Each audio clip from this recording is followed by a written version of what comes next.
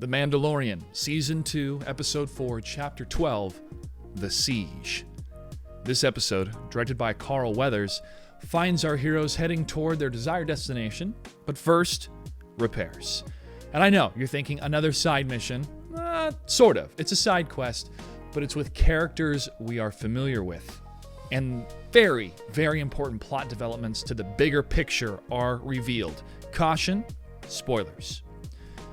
The allure of this adventure beyond Star Wars fans, and again, I am a huge Star Wars fan, are dad moments like these. I zapped myself installing a new dishwasher over the summer. I don't recommend it, but if there is a teaching moment and the kid is small enough, then go for it. I could imagine if there was a mom figure there going, "What? You can't put a kid like that in that sort of danger?" And the dad says, "Space is danger. He's got to learn. He's got to learn." Loved it. Then we get to see our favorite friends from Season 1 return. And it seems they're doing pretty well cleaning up the town. Grieve Karga, played by Carl Weathers. We have Cara Dune, played by Gina Carano. And Horatio Sands, who plays Mithril, who was our first capture from the pilot episode, played by the Saturday Night Live alum. The crux of this episode is presented. Taking down the last of the Imperial presence. Now, this is a theme repeated later in the episode, building the tension to a much bigger plot. It was quaint to see the child in a classroom and the Force being used for comedic effect. I like that the show uses restraint, but in some cases, when he doesn't use the Force, I ask myself why. Well, the rules of the show, especially from Season 1, dictate that it takes more concentration and energy for the larger objects, and those spiders were moving fast a couple episodes ago. It works though, because if I have the expectation of every single time I see the child that he's going to use the Force, or it's going to use the Force, it's going to start to diminish it. So you want to build up to scenes like that. This was a cute scene. It totally worked. The mission. Now, I'm sure Carl Weathers had a blast directing this episode.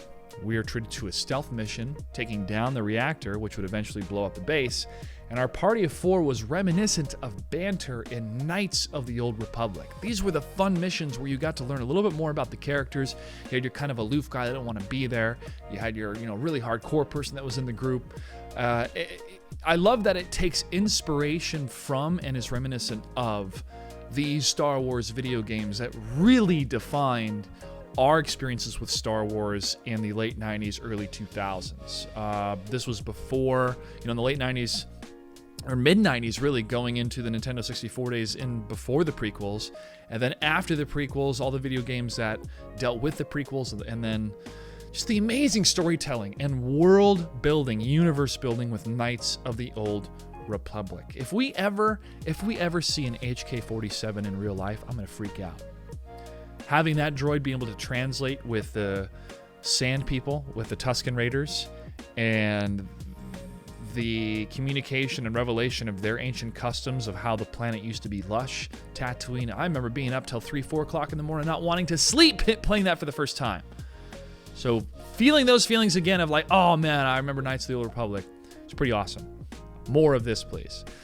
The reveal. So another character making a return is the Doctor. We see tanks with some sort of humanoid inside, and the plans are revealed. The child has a high M count, midichlorian count, and they're transferring its blood to perhaps these clones, these subjects maybe wanted to be imbued with more Force power. So M count is going to stand for midichlorian count. And listen, I get it.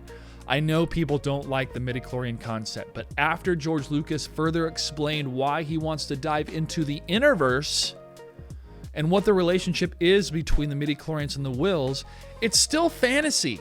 It's not science. It's like pseudoscience, but it's diving into how does the relationship between life in the galaxy and the Force work. Life has a symbiotic relationship with midichlorians that live amongst your cells. Those cells can communicate or be manipulated by or have a relationship with Wills, which are small, tiny microscopic beings that live off the Force. And those that have a higher midichlorian count are able to communicate with the Wills, which allows them to use the Force. Like, It makes sense when you just break it down that he's trying to create a fantastical world, not just in the macroverse, but in the microverse. And so many people, even myself, are like, no, don't mystify the Force, boo. But there's so much intriguing history with Gary Kurtz and spiritualism and Judeo-Christian philosophy, ancient mysticism philosophy of the East, and this whole concept of every living thing and piece of matter can be communicated or manipulated by somebody that can communicate with the microscopic beings that are attached to that piece of matter, right? I know I went on a tangent about this, but if you look at it that way and you feel it demystifies the Force, okay. But for me, it's them trying to harness the power that exists within their own universe.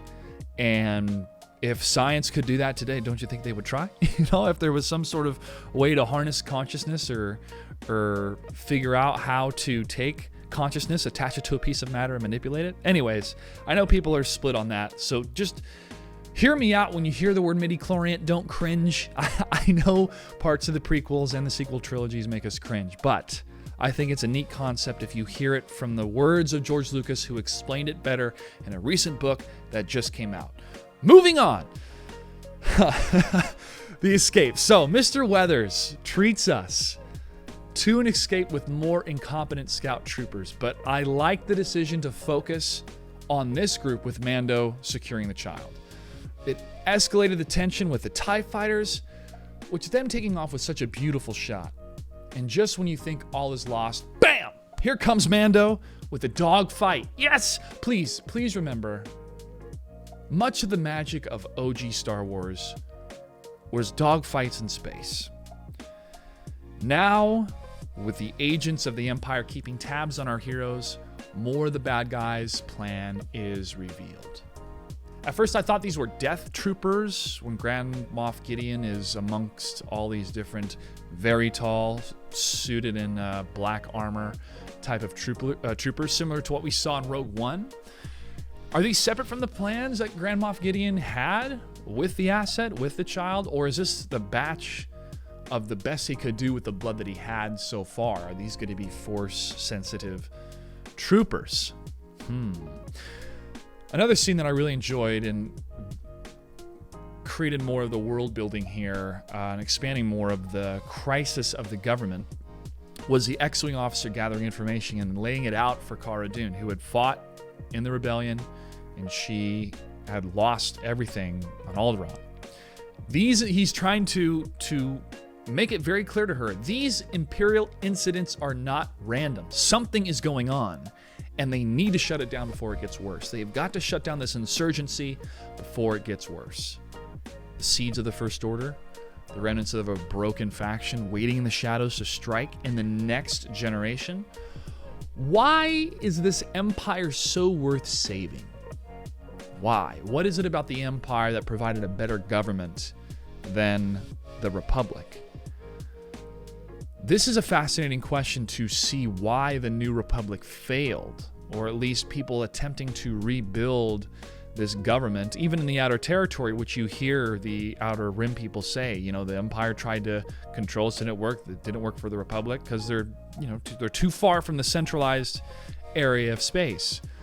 That's a fascinating, captivating story to see how hard people work to try to establish this government, and then for it to fail, 20, 30 years later is pretty heartbreaking. But some definite captivating stories, and to see what the galaxy would be like after Rise of Skywalker, and if we all as a collective Star Wars audience are going to enjoy these stories. I think so. I'm enjoying what I'm seeing so far, and I think everybody that was a Star Wars fan that wanted to experience a post-Return of the Jedi, but not a generation after, like relatively soon after Return of the Jedi, what the galaxy was like. And we don't have to follow the main Skywalker family. It's fun to follow another point of view. But next week, most likely, since Dave Filoni is directing, is going to be the Ahsoka Tano episode. That's the rumor. Either way, it was such a joy to see Bo-Katan Tano live action, played by Katie Sackhoff. Rosario Dawson, I think, is inspired casting. Seems like a perfect choice to play Ahsoka Tano. And let's see Let's see if we're going to see her in real life. Whoo, next week. It's going to be great. Let me know what you thought of this week's episodes in the comments below. Hit that like button, hit that subscribe button, and I'll see you next time. This is the way.